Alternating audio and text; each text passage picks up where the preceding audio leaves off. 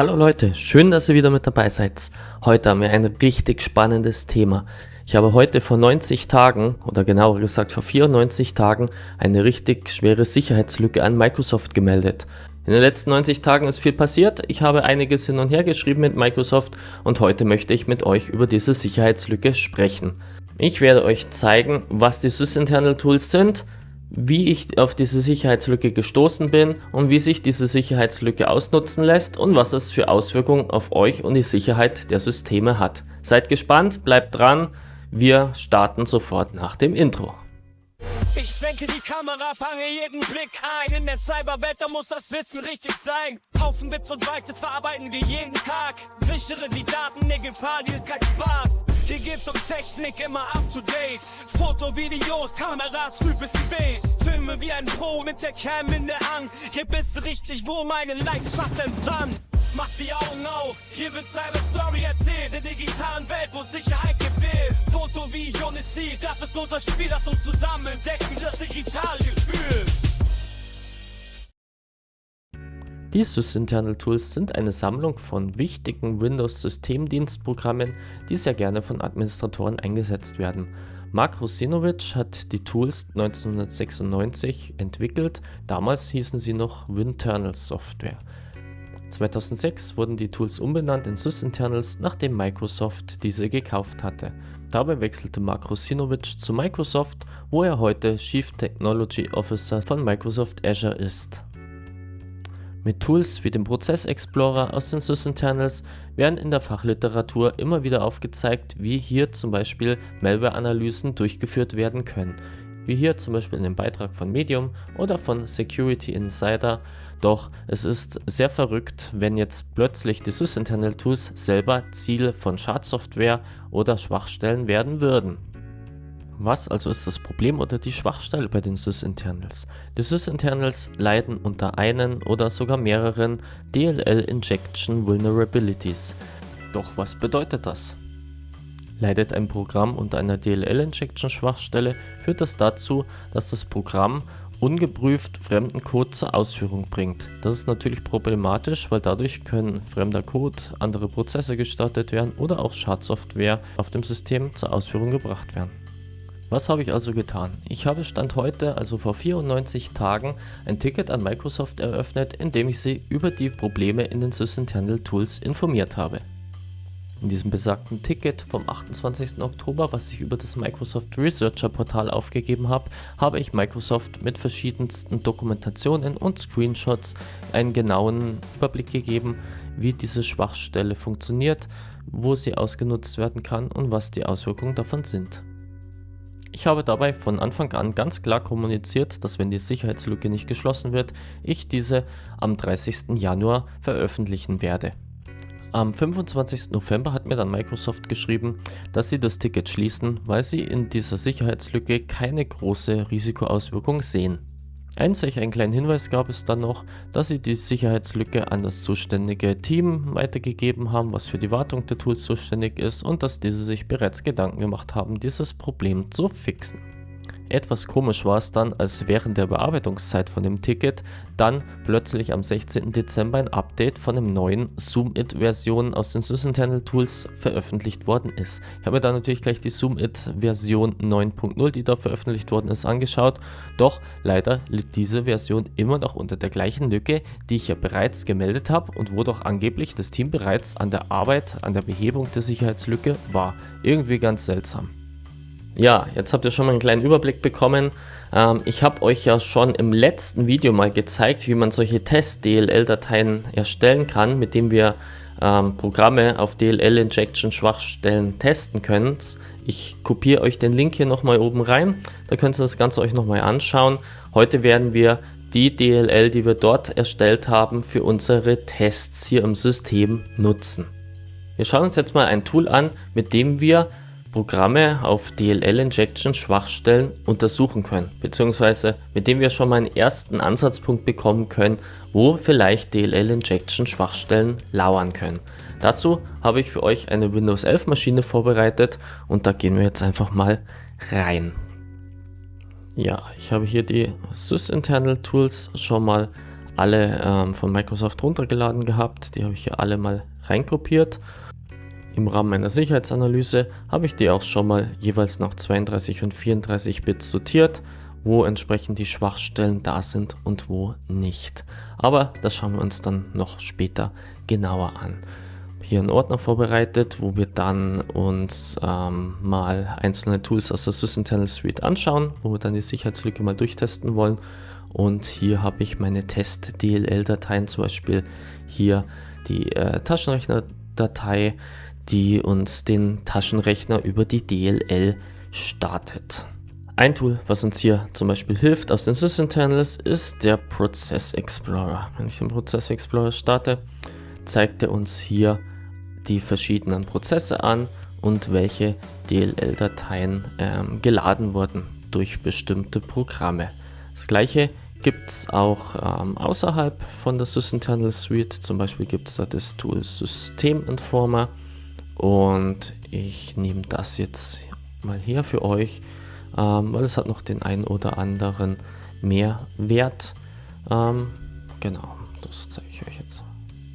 In SysInformer kann ich zum Beispiel bei irgendeiner Exe-Datei, wie hier die Widgets-Exe, über die Einstellungen schauen, welche Module diese Exe-Datei geladen hat. Wir sehen hier sämtliche DLLs, die in Ergänzung zur Exe zur Laufzeit eingebunden sind. Was hier recht nett ist in dem Tool, wir können die verschiedenen DLL-Dateien hier einfärben lassen. Ich mache das jetzt hier mal für alle möglichen Optionen und wir sehen jetzt zum Beispiel, das sind die Systemmodule und die letzten, die jetzt orange waren, das sind die bekannten DLLs. Wenn wir uns jetzt mal bei so einem Programm wie hier die Widgets-Exe, die ich jetzt mit dem Process Explorer anschaue, sehen wir zum Beispiel hier diese orangen, die liegen alle unter System 32. Die sind dem System ausreichend bekannt und die sind auch entsprechend sicher. Dazu sehen wir hier aber auch noch anders eingefärbte DLL-Dateien, wie zum Beispiel hier diese, die ist ganz weiß. Da sehen wir, dass diese Datei zum Beispiel unter Program Files x86, Microsoft Edge, WebView Application, der Versionspfad, EB WebView, ARM64, Embedded Browser WebView DLL irgendwo weiter vertieft liegt. Die liegt dann schon mal an einem etwas untypischen Ort. Das könnte zum Beispiel schon mal eine Möglichkeit bieten für DLL-Angriffe. Oder hier, die liegt auch unter Programmfiles, also nicht im System 32 Ordner oder die genauso. Das heißt, über diese schöne farbliche Darstellung kann man schon mal schauen, was sind eigentlich vertrauenswürdige DLLs und was sind DLLs, die irgendwo liegen und hoffentlich richtig und sicher im Programmablauf eingebunden sind.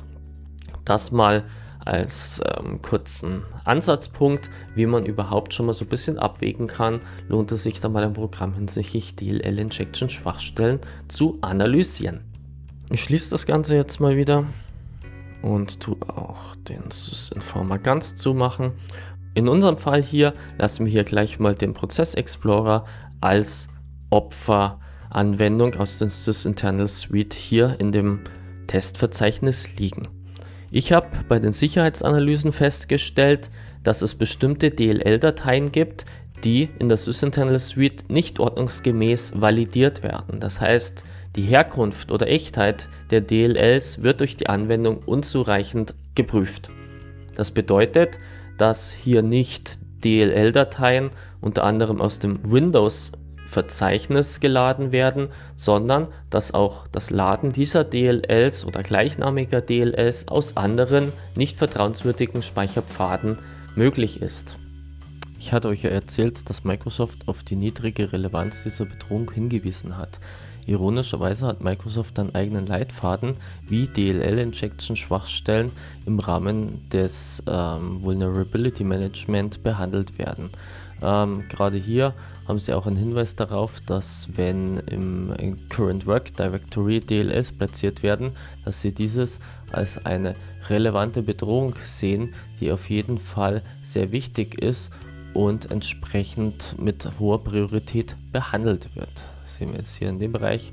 Anders als wie zum Beispiel Path Directory, DLL Planting, da wo im Programmpfad die DLLs platziert werden, wo sie aber auch hier darauf hinweisen, dass das ja eigentlich kein Problem ist, weil wenn ich mit Adminrechten ins Programmverzeichnis Sachen reinkopiere, dann bin ich mehr oder weniger selber schuld. Das heißt, da sagen sie auch ganz klar hier, we won't fix das Ganze, also das ist halt dann einfach Pech gehabt, aber gerade im Bereich der Current Work Directories, also auch hier in den Sysinternal Tools, die ich ja theoretisch runterladen kann, irgendwo speichern kann und diesen Pfad überhaupt nicht im Griff habe und das dann auch wie hier auf irgendeinem WebDAV-Verzeichnis oder auf irgendeinem Share liegt, dann sehen Sie das schon mit wesentlich höherer Kritikalität.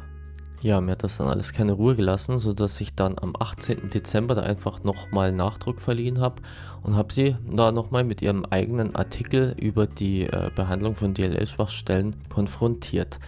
Ergänzend dazu war ich dann auch in der Zwischenzeit noch ganz fleißig und habe einen Testsheet aufgesetzt, in dem ich verschiedene DLL-Injection-Kombinationen ausprobiert und dokumentiert habe, wo die DLL-Injection erfolgreich war und wo nicht. Habe das auch nochmal Microsoft zur Verfügung gestellt und Microsoft hat sich dann nochmal daraufhin gemeldet und wollte dann nochmal wissen, was ich denn im Rahmen von meiner Veröffentlichung plane.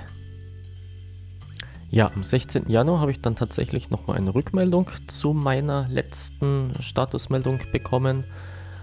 Microsoft hat gesagt, dass sie sich mit dem Team auseinandergesetzt haben und die haben nochmal darauf verwiesen, dass es sich hier nicht um eine Current Work Directory Lücke handelt, sondern dass das Ganze im Anwendungsverzeichnis verortet ist. Aber ich habe euch es ja vorhin auch in dem Blogbeitrag nochmal gezeigt. Da ging es ja auch darum, dass wenn die Anwendung über ein WebDAV-Verzeichnis oder irgendwo auf dem Pfeiler platziert ist, dass dann das Current Work Directory automatisch auf das WebDAV-Verzeichnis gemappt wird. Ja, also unterm Strich Grundsatzdiskussion, ist es Current Work Directory oder nicht. Ganz wichtig nochmal an der Stelle, Microsoft hat bestätigt, dass sie keine Einwände hinsichtlich der Veröffentlichung haben. Sie wollten nochmal bestätigt haben, in welcher Form ich das veröffentliche. Ich habe ja da schon darauf hingewiesen, dass ich das Ganze per YouTube und in meinem Personal Blog mache. Und wenn halt entsprechende Medienberichte darauf natürlich aufsetzen, habe ich keinen Einfluss. Ja, wie bereits gesagt, gab es ja mit Microsoft einiges hin und her, ob es sich jetzt bei der DLL-Injection um ein Current Work Directory oder um ein Programmverzeichnis handelt.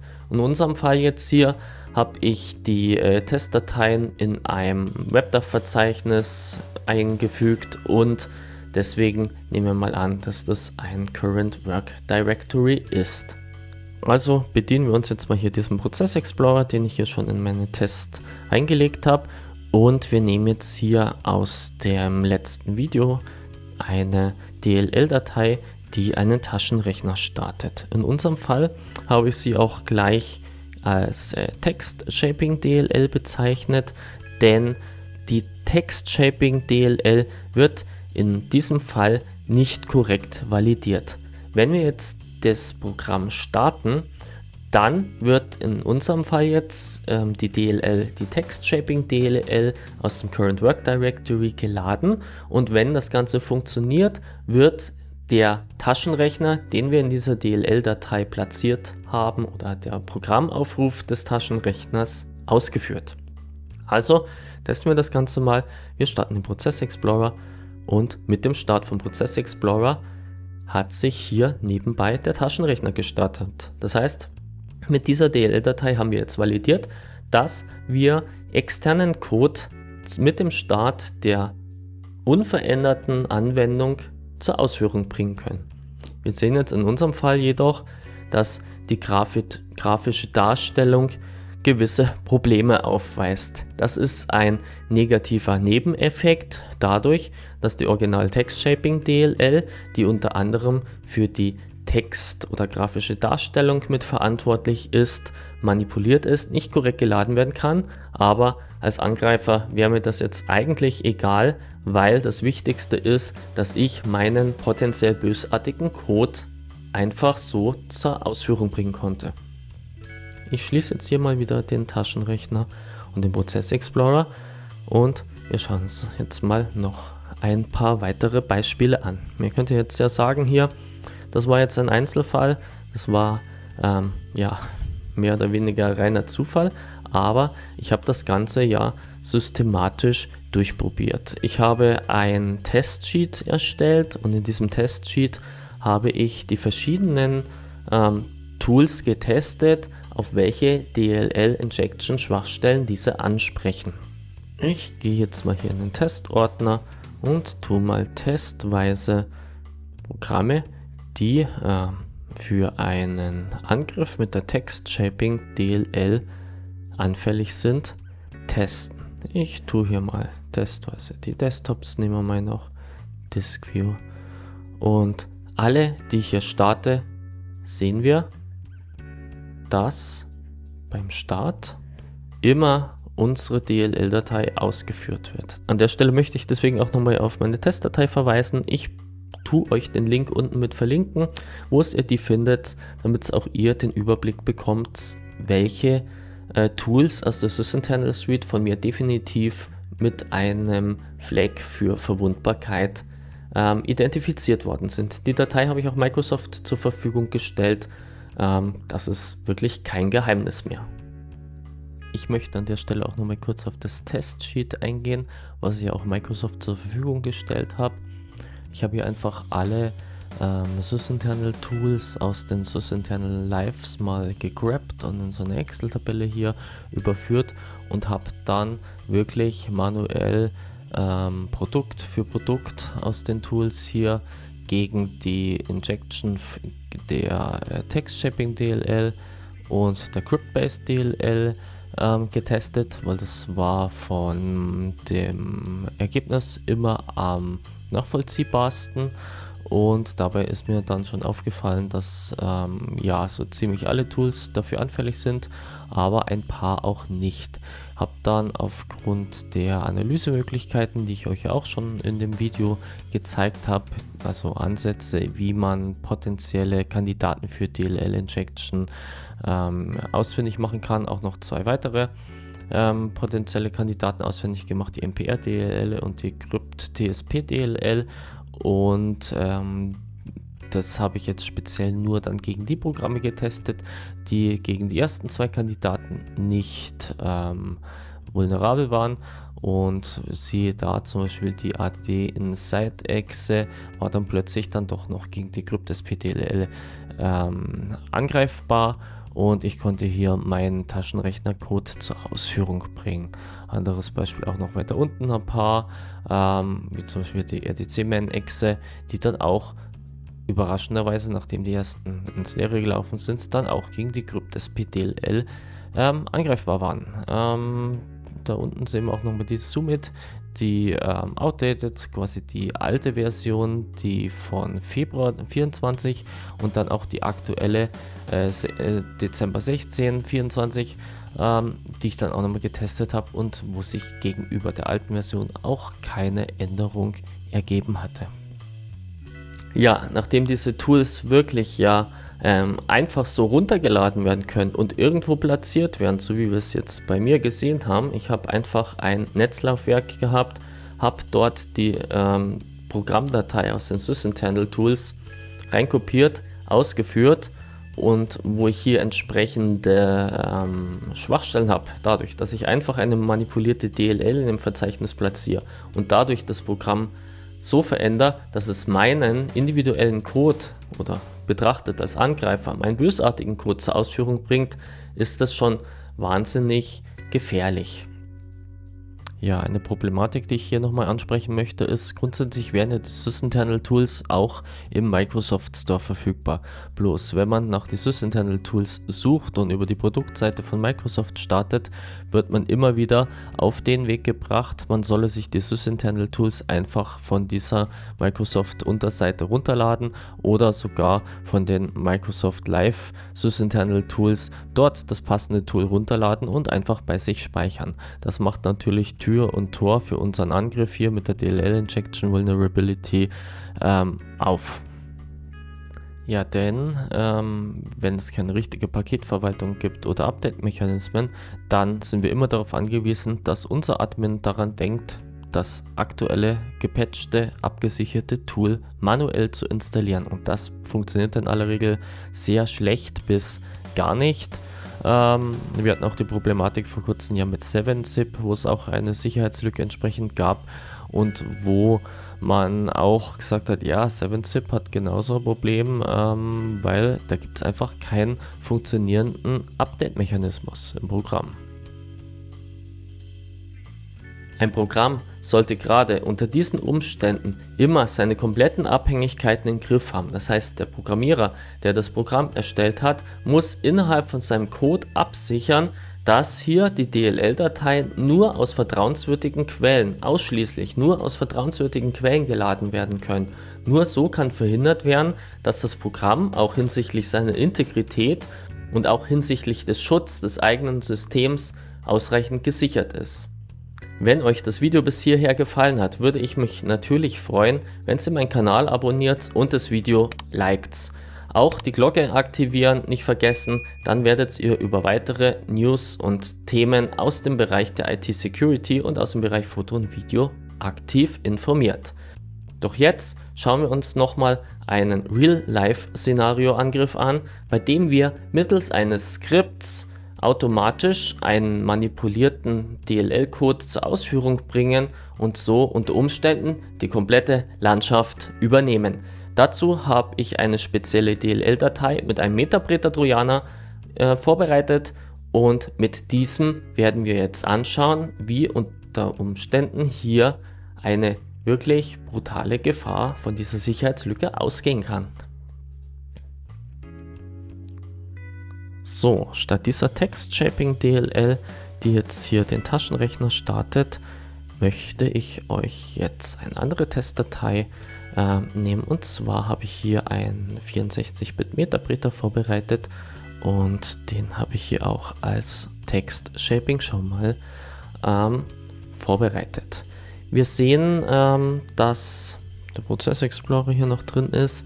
Den nehme ich jetzt raus, denn für meinen Test habe ich ein ganz spezielles Tool ausgesucht. Und zwar ist es das Tool BG-Info. Bevor wir das jetzt hier nochmal testen, tue ich die DLL-Datei nochmal rausnehmen und wir schauen uns jetzt mal an, was das Programm im Normalfall eigentlich tut. Dazu möchte ich jetzt hier noch einen Sicherungspunkt in meiner virtuellen Maschine anlegen, damit wir dann zu diesem Status nochmal zurückspringen können. Ich speichere jetzt hier einfach einen Snapshot und wir können nach dem Test darauf zurückgreifen. Die BG-Info ist dafür zuständig, dass wir hier unten auf dem Hintergrundbild die entsprechenden Systemwerte wie IP-Adresse, Hostname, angemeldeter User entsprechend einstellen können. Wir sehen das hier. Grundsätzlich starte ich die BG-Info, er gibt mir einen gewissen Zeitraum im Rahmen von 10 Sekunden, sofern es hier keine Konfigurationsdatei gibt, und erstellt dann entsprechend diese Informationen als Hintergrundbild. Das Ganze sehen wir sehr oft, also ich war erst letztens, habe ich in einer Arztpraxis oder im Krankenhaus gesehen, dort wo dieses BG-Info-Tool im Einsatz ist, denn es erleichtert natürlich auch für externe Administratoren oder IT-Dienstleister enorm die Arbeit, wenn der User mir hier vielleicht schon an der Stelle sagen kann, wie ist denn seine IP-Adresse, wie ist sein Hostname, damit ich mich vielleicht remote auf den Rechner draufschalten kann oder damit ich gleich weiß, von welchem Rechner wir reden. Das heißt, ein Tool, was wirklich sehr weit verbreitet ist, ein wirklich wichtiges Tool aus der Sysinternal Suite, aber mit einer Schwachstelle. Wir springen jetzt nochmal zurück und wir werden das Ganze jetzt mal so vorbereiten, wie es unter Umständen ein Angreifer machen könnte. Angenommen, wir haben jetzt hier dieses BG-Info-Tool auf einem zentralen Netzlaufwerk liegen und wir haben über welchen Weg auch immer dieses Netzlaufwerk kompromittiert und ein Metabreter-Trojaner in der DLL-Datei versteckt. Ich habe hier auf der anderen Seite schon mal Kali Linux vorbereitet. Ich entsperre das Ganze mal und ich starte hier schon mal einen Reverse-Händler. Das heißt, hier wartet jetzt der Angreifer darauf, dass der Trojaner ausgeführt wird. Ich schiebe das mal so ein bisschen auf die Seite oder mache das Fenster ein bisschen kleiner, damit man das hier gut parallel sehen kann, ob sich hier was tut. So, in unserem Fall nehmen wir eben an, die BG-Info liegt eben auf dem Netzlaufwerk und wir tun jetzt mit der PowerShell. Mein angenommenes Szenario ist, am Morgen schaltet der Endanwender den Rechner an und im Startup-Skript ist hinterlegt, öffne auf dem Netzlaufwerk die BG-Info-Datei, damit wir hier entsprechend auf dem Homescreen immer die Informationen abgelegt haben. Damit der Admin jetzt hier nicht die BG-Tools auf jedem Rechner installieren muss, manuell updaten muss und aktuell halten muss, gehen wir hier davon aus, dass er das Ganze über den Netzpfad aufruft. In unserem Fall, ich kopiere einfach mal hier den Pfad rein, er liegt hier unter Dokumente YouTube sysinternals BG-Info und es gibt ja die Möglichkeit, das Ganze mit einem Argumentaufruf zu versehen. In unserem Fall nehmen wir Timer 0. Timer 0 bedeutet, dass dem Endanwender dieser Bildschirm, den wir gerade gesehen haben, mit dieser Auswahl, was wird denn überhaupt alles im Hintergrundbild angezeigt, gar nicht gestartet wird. Wenn ich das Ganze jetzt bestätige, ich drücke drauf in 3, 2, 1 und 0, dann sehen wir jetzt hier, wir haben eine Metapreter-Session aufgebaut und entsprechend hat sich das Hintergrundbild konfiguriert. Das, was wir jetzt noch ganz kurz gesehen haben, das war nur die Bestätigung der Nutzungsbedingungen. Und mit sysinfo sehen wir, dass es sich hier um das Windows 11 System handelt. Windows 10 Bild 22000 ist Windows 11. Wenn ich das Ganze jetzt nochmal ausführen würde, dann sollte jetzt eigentlich der Bestätigungsdialog nicht mehr kommen. Genau, das war jetzt bloß für den ersten Befehl, weil ich die Nutzungsbedingungen noch nicht aktiviert hatte. Aber so beim Start wäre es jetzt wirklich so. Wir haben den Befehl BG-Info, er nimmt den Timer 0. Wir sehen ganz kurz, dass das PowerShell-Skript durchläuft. Er das im Hintergrund startet. Er setzt dann im Prinzip den Hintergrund und gleichzeitig führt er den Trojaner auf. Alles dadurch, dass ich hier rein diese Text-Shaping DLL eingefügt habe. Ja, ist schon wirklich brutal, weil wir haben diese Sicherheitslücke wirklich durchgehend in so gut wie allen Tools aus den sysinternal Tools und je nachdem eben, mit welchem Zweck ich dieses Tool auch im Kontext mit Endanwendern einsetze, habe ich hier ein richtig hohes Gefährdungspotenzial. Gefährdungspotenzial, CVSS-Score von 7,5 von 10 möglichen Punkten, ist schon allerhand, weil ich kann halt hier einfach lokalen Code mit Benutzerrechten ausführen. Ja, wie gesagt, schaut gerne in die Liste, die ich euch unten in die Kommentare reingeschrieben habe.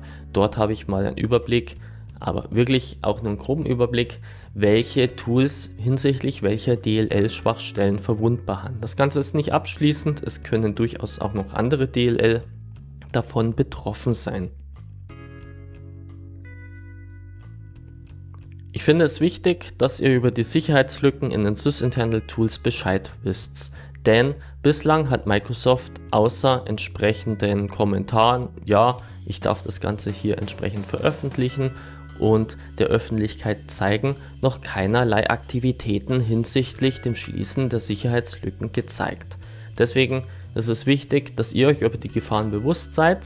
Bitte schaut darauf, wenn ihr Tools aus der sysinternal Suite einsetzt, dass ihr entsprechende Sicherheitsmaßnahmen umgesetzt habt. Dazu zählt zum Beispiel, dass ihr unbedingt sicherstellen müsst, dass dort, wo die Dateien liegen, keine unberechtigten Dritten DLLs platzieren können, weil dann kann einfach während der Nutzung bemerkt oder unbemerkt Code ausgeführt werden.